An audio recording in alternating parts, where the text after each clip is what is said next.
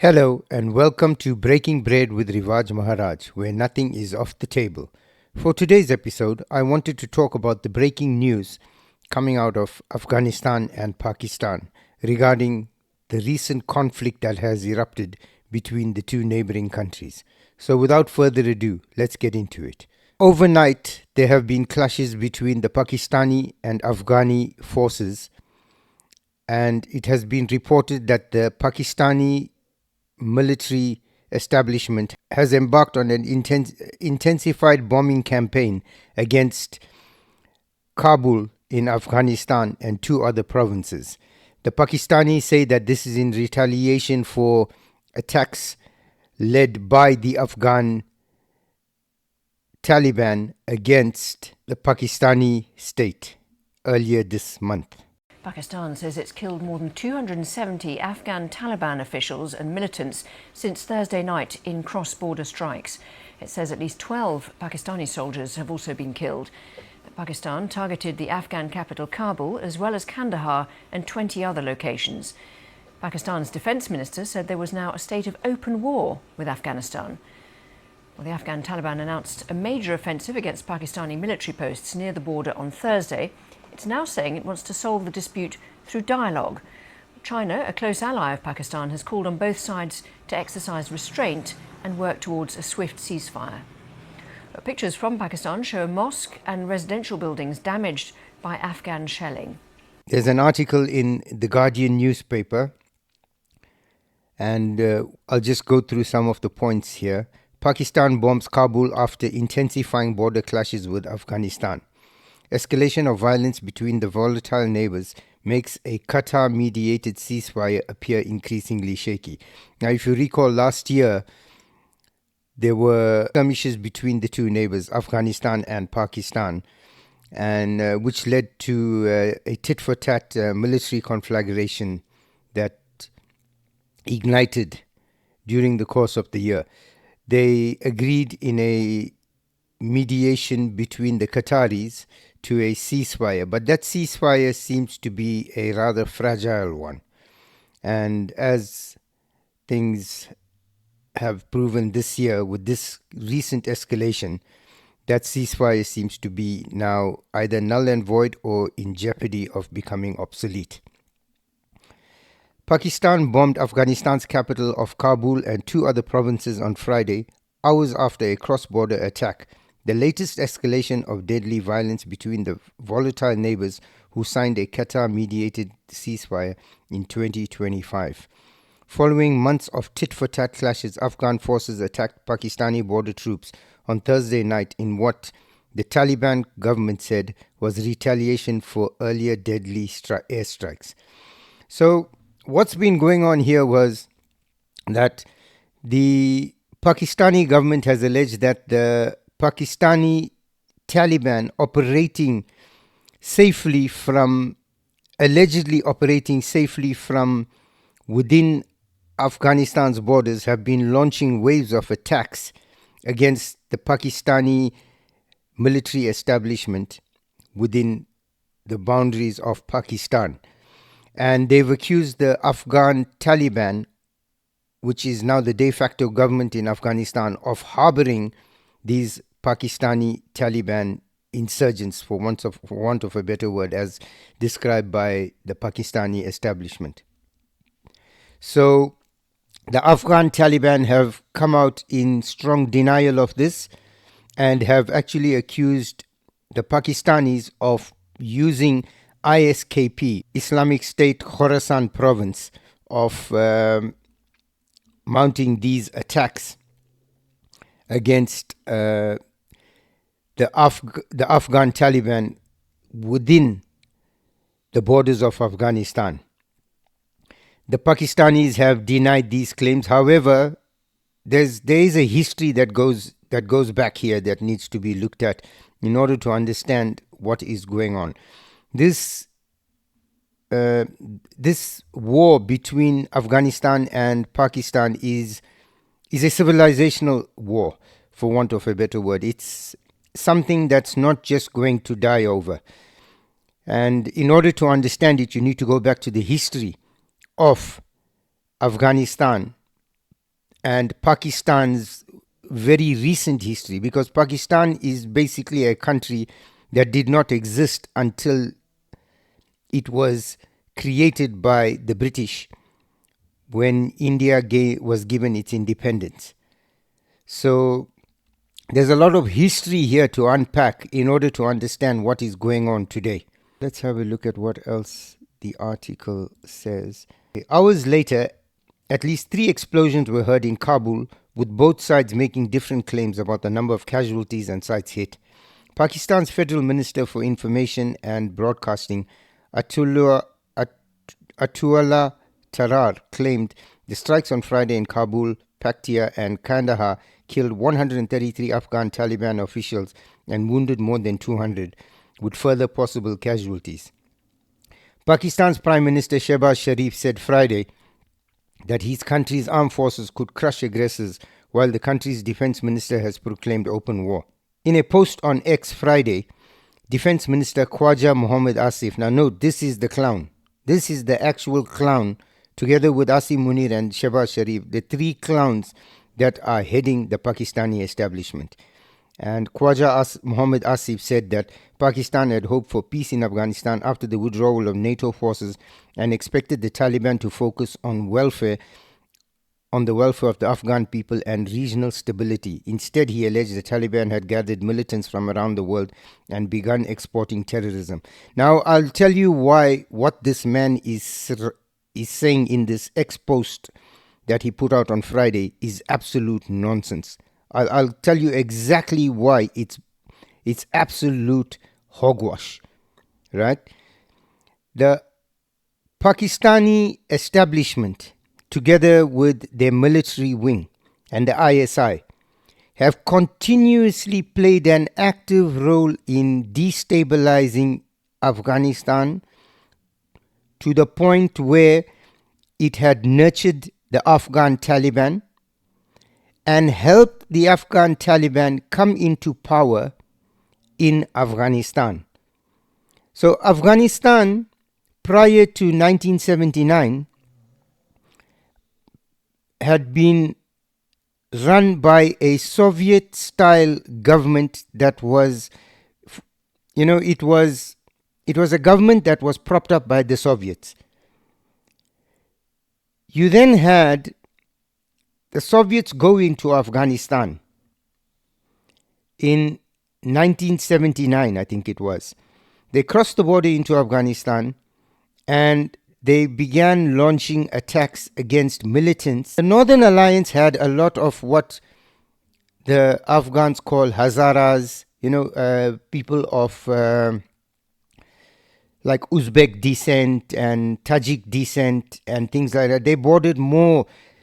They were closer to the border with Uzbekistan, Tajikistan, and those regions. And it was led by a fearsome but well-loved leader, Ahmed Shah Massoud. Now, Ahmed Shah Massoud was referred to as the Lion of Panjshir. This guy was a military strategist. He was a genius. But he was also loved by his people, and he was a very fair man. And he was somebody that wanted the best for Afghanistan. He was not a radical. He just wanted the best for his country. And while he went onto the world stage and begged for the world to help support the initiative, yes, the world did listen. The Americans poured billions into Afghanistan. But those billions were given to the Pakistanis, and the Pakistanis were asked to then move it on into Afghanistan. Because for the Americans, this was a proxy war against the Russians or the Soviets in Afghanistan. And the Americans wanted to keep a safe distance while still maintain a destabilizing force in Afghanistan that would allow for a Russian defeat. Because this was payback by the Americans for what the Russians or the Soviets did to them in Vietnam. And if you recall, Zbigniew Brzezinski stood on that rock with the Taliban around him and told them that this is their land and that they will rule over it again. And the United States subsequently began supplying them with Stinger missiles. And, it's credited as one of the weapons that helped bring down the Soviet, or bring about the Soviet capitulation within Afghanistan. Now, none of this money that was funneled into Pakistan by the Americans made its way to the Northern Alliance, because I think if you look at it, Ahmed Shah Massoud was probably a very honorable man, and I don't think he would have wanted to play second fiddle to anybody, let alone take advice from the Pakistanis, who were seen as somebody that was just concentrating on controlling Afghanistan and having them under a Pakistani boot, rather than allowing them to flourish and become the best at what they can be. So you found that the Pakistanis had pumped a lot of that Western money that was coming into the Afghan Taliban. Well, that was after they had stolen the bulk of the money that actually did come into Pakistan from America. So the Pakistanis stole what they could, and the balance they fed to the Afghan Taliban. And this is essentially what gave rise to the Afghan Taliban. The Afghan Taliban destabilized the Soviet grip on Afghanistan and brought about the capitulation of the Soviet forces within Afghanistan, which led to that withdrawal in December of 1989. That withdrawal where you see the last commander, Russian commander or Soviet commander-in-chief in Afghanistan, get off the truck that brought him to the river, to the bridge over that river, and he gets off the truck and walks across the bridge, with some sense of honor, as a defiant step of the Soviet withdrawal from Afghanistan. So he basically said to the world, yes, we have been kicked out of Afghanistan, but we will do it in an honorable way. And he got off the truck. He walked across the bridge, signaling the Soviet withdrawal from Afghanistan. Now, when you take that in comparison to the manner in which the United States left Afghanistan under Joe Biden, it's chalk and cheese. You look at it, it's absolutely humiliating. But nevertheless, I will come back to this point regarding the American withdrawal in Afghanistan under Joe Biden. So, coming back to the Taliban in Afghanistan. So, because you find that the Pakistani establishment, along with the military establishment and the ISI, had nurtured the Afghan Taliban.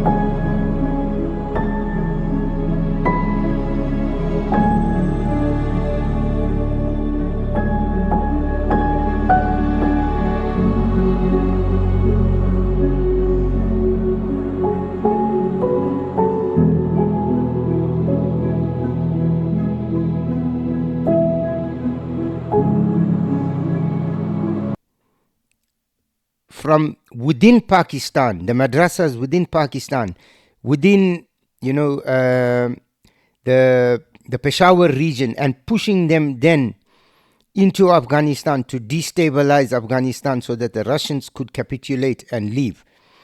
And then you saw the Taliban descend on Kabul. The Northern Alliance were now left by the wayside. They had become an insignificant force. Subsequently, you found that when 9/11 was about to happen, I think it was 2 days or a day before that, Osama bin Laden, in a show of allegiance to the Afghan Taliban, who were harboring him, in an act of total defiance, sent 2 suicide bombers dressed up as reporters to interview Ahmed Shah Massoud. And when they all sat down for the interview, they detonated the bomb, killing the last remnants of any formidable force that could challenge the Afghan Taliban at any given time. Because bar none, Ahmed Shah Massoud was the one person who could rally up an insurgency against the Taliban. In fact, the Taliban were woefully behind when the Soviets were exiting Afghanistan. It was actually the Northern Alliance that were hot on the heels of the Soviets and had entered Kabul prior to the Taliban. And as soon as the Russians had left, civil war broke out between the Northern Alliance and the Taliban. And with the funding coming in from the Pakistanis and the Americans, the Northern Alliance was driven back and crushed. But in that final act of defiance, Osama bin Laden orchestrated the death or the murder of Ahmed Shah Massoud, the only viable challenge to the Taliban. And recently you saw, when the Taliban were being challenged again, there were hopes that Ahmed Shah Massoud's son could have done something and mustered something. However, they were hemmed in. I think he either escaped or he was assassinated. I'm not too sure of that. But that Northern Alliance has now been decapitated.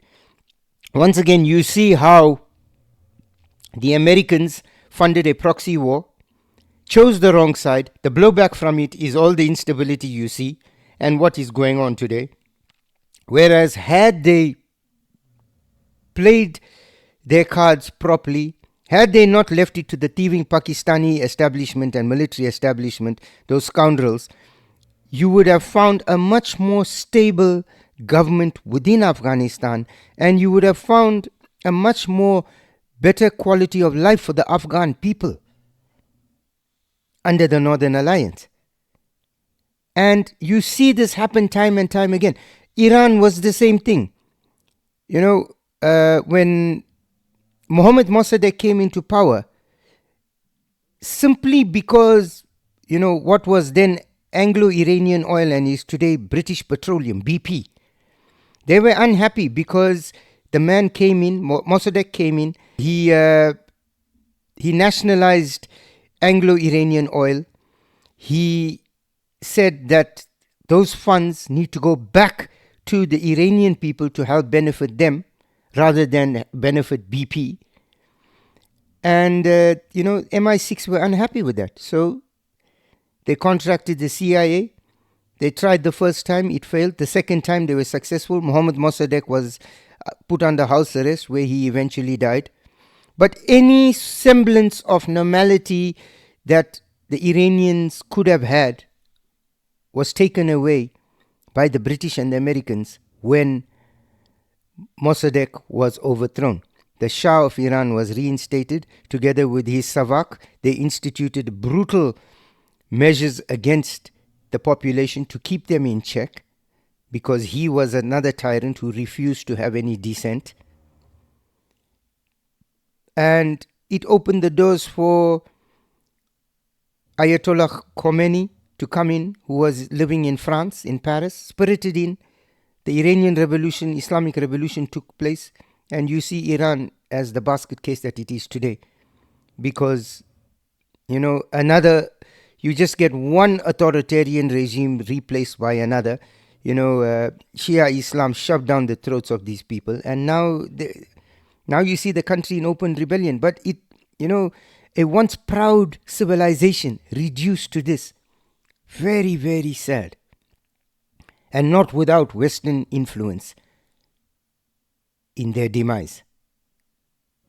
So, again, had the Americans and the British not intervened in 1953 or 1956, I think it was, with Mohammad Mossadegh, Iran would have been a totally different place today. All the issues you have today would not have existed. Because don't forget, the Shah was somewhat of a friend to Israel and the Western world. And what came in after that was a complete 180. Now you find all these efforts to try and destabilize that regime. So, we in the Western world are not without blame. Our slate is not clean. In fact, wherever you see these conflict points in the world, India, Kashmir, Kashmir with India and Pakistan in general, you see, the problems in the Middle East, the entire Middle East map redrawn, because after the 1918 end of the First World War and the breakup of the Ottoman Empire, the sick man of Europe, the British go in again, Sykes-Picot, you remember those bulldozers where ISIS members were bulldozing the sand dunes and the fences there, saying Sykes-Picot, it's over, and the Islamic Caliphate has now come back. Because these are borders that were drawn by people who had no understanding of what was going on. The same thing with George Bush. When they decided to go into Iraq, having absolutely no clue about the different sects within Islam, Shia and Sunni Islam. It just not having that understanding, but basing an entire foreign policy on something that you think is right without doing the groundwork is ludicrous. So again, all this blowback you find within Afghanistan that is happening today was not created in a vacuum. This was manufactured by the Pakistanis. They played a duplicitous game. And now, Hillary Clinton's famous words to the Pakistanis were, you cannot raise snakes in your backyard and not expect them to bite you.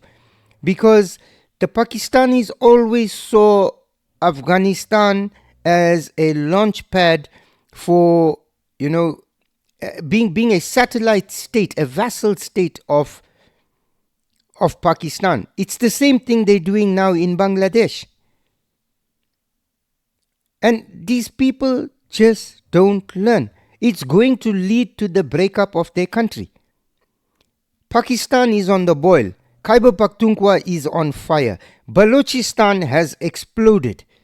Every day the Baloch, the BLA are hitting the Pakistani establishment. Khwaja Asif admitted about a month ago that the Pakistani military have no way of containing what is going on in Balochistan simply because of the vast nature of the land. 46% of the land mass of Pakistan is Balochistan. And the Pakistani military cannot control it. I'll put up the video of, the BLA interrogating Pakistani soldiers. This is another thing. The Pakistani establishment will employ soldiers, put them on the front line, deny that they are there because they will say that these are terrorists. Same thing they did in Kargil. And when they are captured, you find that they're carrying with them Pakistani military authorizations, Pakistani military identification numbers, identification documents, and you see the one youngster crying. Because the BLA insurgent is saying to him, we've captured you, we've given your government a timeline within which to respond, and your government has come back, that is the Pakistani government has come back and said that you are not a Pakistani soldier. And he breaks down. किस तरह बोल सकती है कि ये हमारे बंदे नहीं है ये कार्ड की आर्मी का ये ना शनाख्ती कार्ड मेरा देख ले ये भी पाकिस्तान ने मुझे बना के दिया ये अभी किस तरह कह रहा है कि ये हमारे बंदे नहीं है आपने किस इलाके में ड्यूटी की मैंने सिर्फ पनाकिल में ड्यूटी किया और इधर अभी खुजदार में आया 1.5 महीना हो गए आर्मी किस तरह बोल सकती है कि ये हमारे बंदे नहीं है? ये काट के गया आर्मी का ये ना, इन्होंने हमें बना के दिया ना, हमने खुद तो थोड़ा बना लिया। ये शनाख्ती कार्ड मेरा देख ले, ये भी पाकिस्तान ने मुझे बना के दिया। ये अभी किस तरह कह रहे हैं कि ये हमारे बंदे नहीं है? मैं नहीं दरगाह करता खुदा के लिए मेरा मालिक मजदूर है, मैं घर के बड़ा हूँ साहब। ये इस बात को ना करे कि ये हमारे बंदे नहीं है। आप लोगों ने मुझे भर्ती क्यों किया था कि ये कहना था कि हमारे बंदे नहीं है? ये कार्ड किस चीज के लिए थी? ये देखो, आप लोग क्यों कह रहे कि ये वीडियो झूठी, ये वीडियो हकीकत है। आपका नाम क्या है? नाम दीदारुल्लाह। वालिद का नाम? निजारुल्लाह। इलाका? के पिशावर बुनेर। और आपने आर्मी कब ज्वाइन की है? मैंने 2025 में। आपका रैंक कौन सा है? मैं सिपाही। आप कौन से यूनिट से ताल्लुक रखते हैं? मैं 15 से ताल्लुक रखता हूँ 33 डेव से। आपको आर्मी नंबर कौन सा है? मेरा आर्मी नंबर है 3416-653। आपका डिवीजन या ब्रिगेड कौन सा है? मेरा 33 डिवीजन है। आपने किस इलाके में ड्यूटी की है? मैंने सिर्फ पनाकिल में ड्यूटी की और इधर अभी खुजदार में आया 1.5 महीना हो गए। आर्मी किस तरह बोल सकती है कि ये हमारे बंदे नहीं है? ये काट के गया आर्मी का ये ना, इन्होंने हमें बना के दिया ना, हमने खुद तो थोड़ा बना लिया। ये शनाख्ती कार्ड मेरा देख ले, ये भी पाकिस्तान ने मुझे बना के दिया। ये अभी किस तरह कह रहे हैं कि ये हमारे बंदे नहीं है? मैं नहीं दरगाह करता खुदा के लिए मेरा मालिक मजदूर है, मैं घर के बड़ा हूँ साहब। ये इस बात को ना करे कि ये हमारे बंदे नहीं है। आप लोगों ने मुझे भर्ती क्यों किया था कि ये कहना था कि हमारे बंदे नहीं है? ये कार्ड किस चीज के लिए थी? ये देखो, आप लोग क्यों कह रहे कि ये वीडियो झूठी, ये वीडियो हकीकत है। I will put that video up, have a look at it. Because this is the duplicitous nature of a state that is crafted around an elite few. And it always pivots back to a religious war because it riles its population up religiously, keeps them in a state of ignorance. So you can always go to your default setting and say that Islam is under attack, or the Muslims are under attack, or the Indian Hindus, they are infidels, they are dirty, they are nasty, they are bad people, they worship all these false gods, and these are your enemy. In the meantime, your elites in society have captured your economy. They've captured the wealth of the country. And it's in the hands of a few. The military do the same thing. If you're in the hierarchy of the military, you live like a king. The Pakistani military owns hotels in the United States, pizza chains in the United States. It's like a cooperation. All the while, the Pakistani people suffer. They're kept in ignorance and they're given this boogeyman. And the easiest way to inflame it is to tell them your religion is under attack. But I guarantee you, you see it happening in South Africa. I guarantee you. Educate these people. Give them some semblance of a decent life. Remove that ignorance that is being enforced upon them. And they will come to a natural conclusion that their enemy is not external, but internal.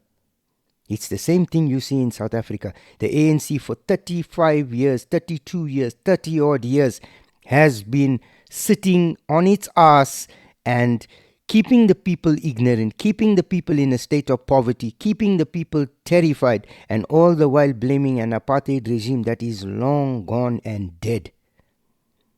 To the point where you now have an emerging black middle class that is educated, that is forward-thinking, that is sitting back and saying, hang on, if you couldn't get your act together in the last 30 years and you keep going to this default setting that the boogeyman is the apartheid government of the past,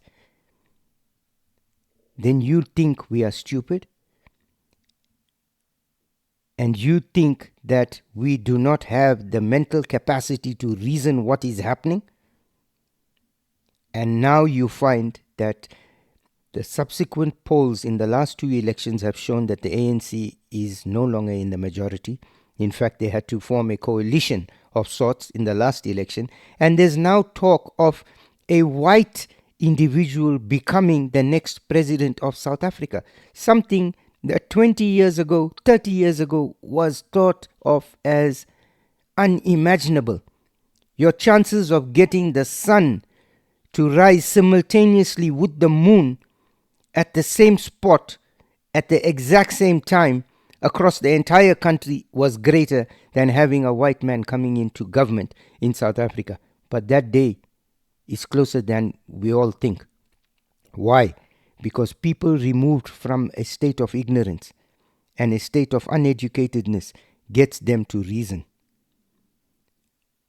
And the Pakistanis in this scenario thought that they would always have a puppet regime in terms of Afghanistan to do their bidding. And the Afghanis are no pushovers. The country of Afghanistan has been there for millennia. They call it the graveyard of empires, not for nothing. Now, if the mighty Soviets and the gigantic Americans, together with the NATO forces that were put there, could not defeat the Taliban, it shows you the resilience of the people of Afghanistan. Now tell me, a third-rate country and military like Pakistan is going to defeat the Taliban? With all the weaponry in the world, I can guarantee you the Taliban will outlast the Pakistani establishment. Because for the Taliban, it is an existential threat. For the Pakistani establishment, it may be an existential threat for the people of Pakistan, but the Pakistani administration and the Pakistani military care not for their people. If they cared for their people, they would not keep them in the manner in which they do. They care only for their pockets. So there is no existential threat. They are not fighting for a way of life. Trust me, you put a Taliban soldier in harm's way, he'll fight to the death.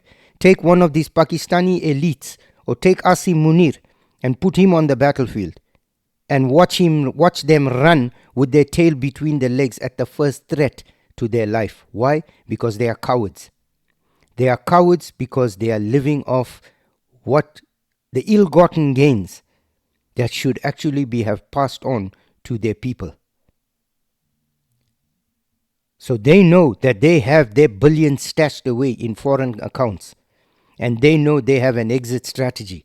And as long as you have an exit strategy, there is definitely no existential threat. However, the Taliban soldier fighting there in Afghanistan is fighting for his very life and his existence. And that is where the issue comes in for the Pakistanis. If Afghanistan is the empire of graveyards, then a third and fourth rate country like Pakistan, one that is a basket case of the world, that has got nothing going for it, selling donkeys on the world stage to the Chinese to try and keep its economy afloat,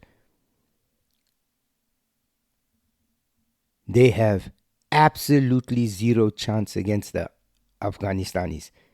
Because as was seen in the Vietnam War, you can go in with all the military power and all the sophistication you want. When you are fighting a guerrilla war, when you are fighting an insurgency campaign, the person or the group with the greater will to survive because of the threat to its very existence is the one that 9 out of 10 times will result as a victor. So let's have a look further at what this article had to say. In Khwaja Asif's post on X, he further stated that instead he alleged the Taliban had gathered militants from around the world and begun exporting terrorism. Our patience has now run out. Now it is open war between us, he said. Now, don't forget, when Imran Khan was Prime Minister, he effectively said to the Chinese, you do not have to worry. The Americans and NATO have now evacuated Afghanistan. The Taliban are in power. I am from Khyber Pakhtunkhwa. I know these people intimately. I deal with them and they will do my bidding on my behalf. So you have absolutely no worry. Afghanistan is yours for the taking. However, he was sadly ill-informed, and his delusions about where he stood in terms of the Taliban were definitely unsubstantiated. Because if you remember, he had sent his choice for ISI chief to meet the Taliban government in Afghanistan, and despite all the photo ops and smiles and everything, there was still no consensus. The Taliban will chart the course in Afghanistan that they see fit. They will not chart the course that you want them to chart simply because you provided them with aid. They are not that type of a government. And it was from that point onwards that it became clear that the Taliban were now in charge of their own destiny.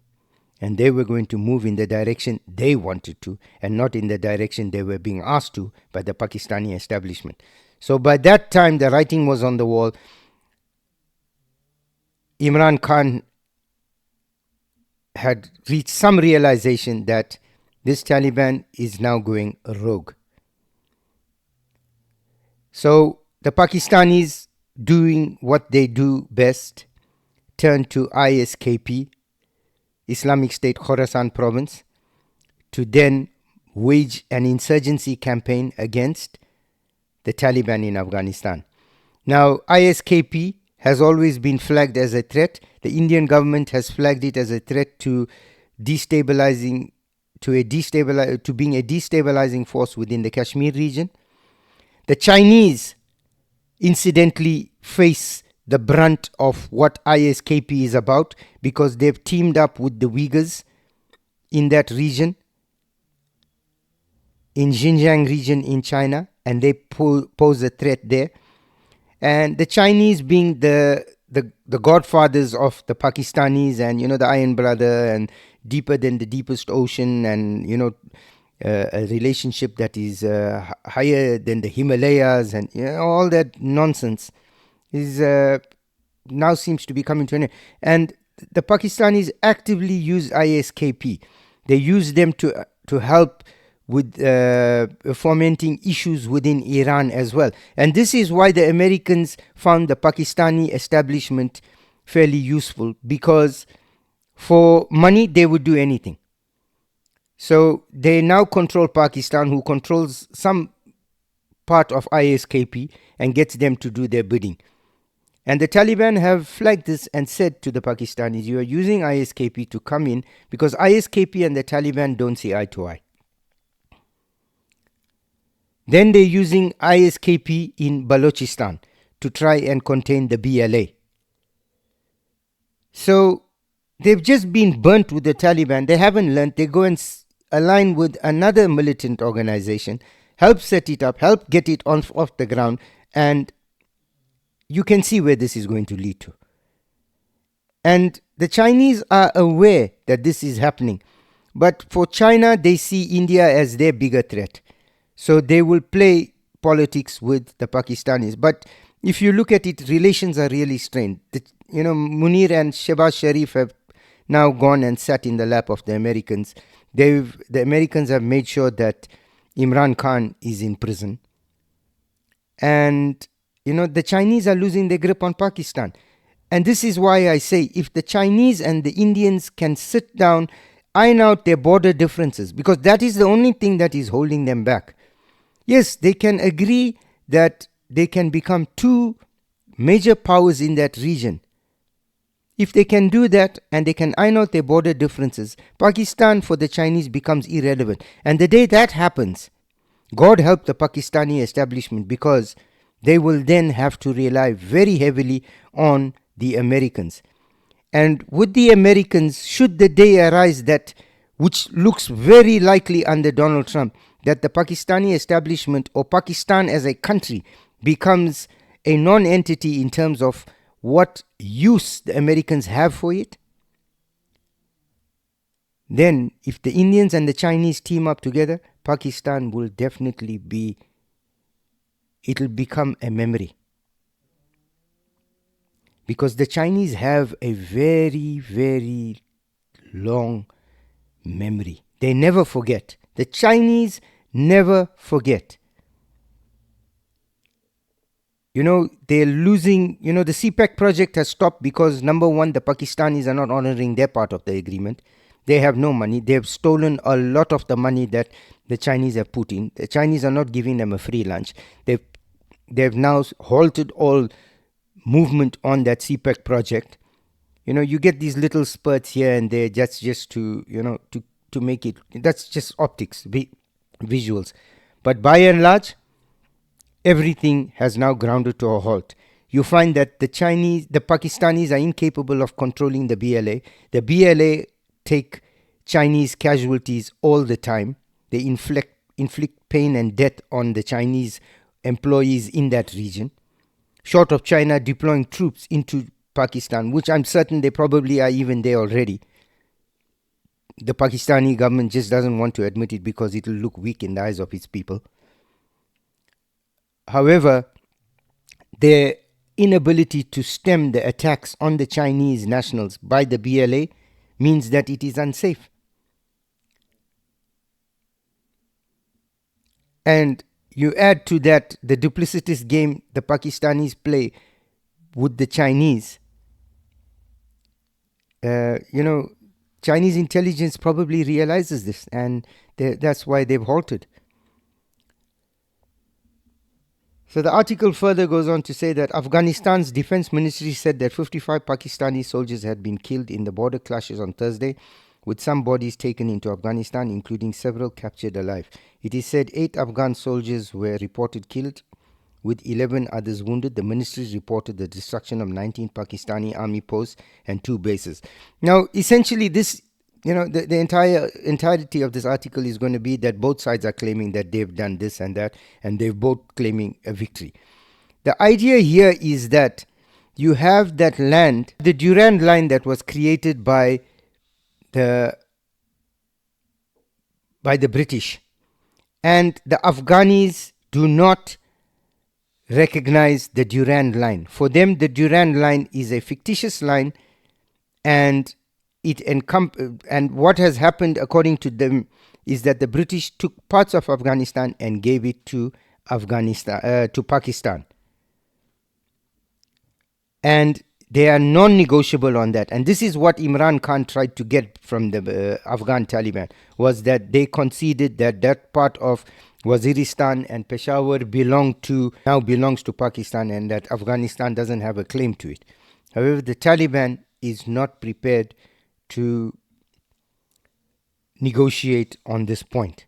And that is where you see these border skirmishes occurring all the time. So it's going to be quite a roller coaster ride in this part of the world for a while, because this issue is not going to be settled overnight, and needless to say, we'll keep an eye on it. So I want to thank you for spending time with us on this episode. We look forward to seeing you in the next episode, and please remember to like, share and subscribe, as it helps us with the algorithm and it helps our channel to grow.